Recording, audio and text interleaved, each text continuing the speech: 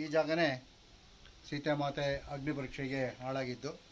ಇಲ್ಲಿ ಆದಮೇಲೆ ತನ್ನ ಪ್ಯೂರಿಟಿ, ನಾನು ನಿಷ್ಕಳಂಕ ಅಂತ ಹೇಳಿ ಹೊರಗೆ ಬಂದು ಮತ್ತೆ ಅಯೋಧ್ಯೆಗೆ ಹೋಗ್ತಾಳೆ ರಾಮನ ಜೊತೆ ರೀತಿ ಕಥೆ ಇದೆ.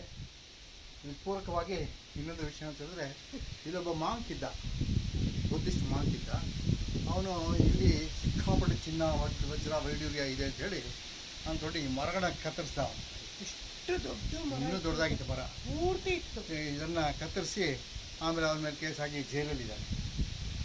ಇದು ಅಂತ ಒಳ್ಳೆ ಪವಿತ್ರವಾದ ಜಾಗ ಇದು. ಬಂದಿದ್ದೀನಿ, ನಮಸ್ಕಾರ ಮಾಡೋಣ ಒಂದು ರೌಂಡ್. ಅಲ್ಲಿ ಅಶೋಕ ಮರ ಹತ್ತಿರದಲ್ಲಿ ನೋಡ್ಬೋದು, ಬನ್ನಿ. ಹೂ ಇರುತ್ತಾ ಇಲ್ಲ ಗೊತ್ತಿಲ್ಲ, ಹೂ ಚೆನ್ನಾಗಿದೆ. ಹೌದಾ, ಮರನ ನೋಡ್ರಿ. ಈಗೆಲ್ಲ ಅಶೋಕ ಟ್ರೀ ಒಂಥರ ಎತ್ತರಕ್ಕೆ ಹೋಗುತ್ತಲ್ರಿ, ಪಾರ್ಕಿರ್ಕೆಲ್ಲ ಹಾಕ್ತಾರಲ್ಲ, ಅದಕ್ಕೆ ಅರ್ಧ ಅಶೋಕ ಮರ ಯಾವುದು ತಿಳಿಬೇಕು, ಅದಲ್ಲ ಅಲ್ವಾ?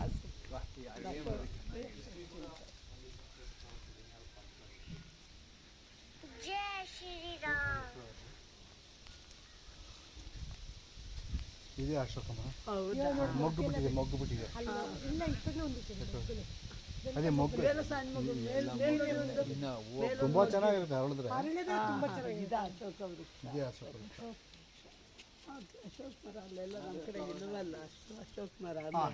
ಇಲ್ಲಿದೆ ನೋಡಿ, ಇನ್ನು ಅರಳಬೇಕಲ್ಲ, ಇನ್ನ ಅರಳಬೇಕು, ಮೊಗ್ಗೋದು.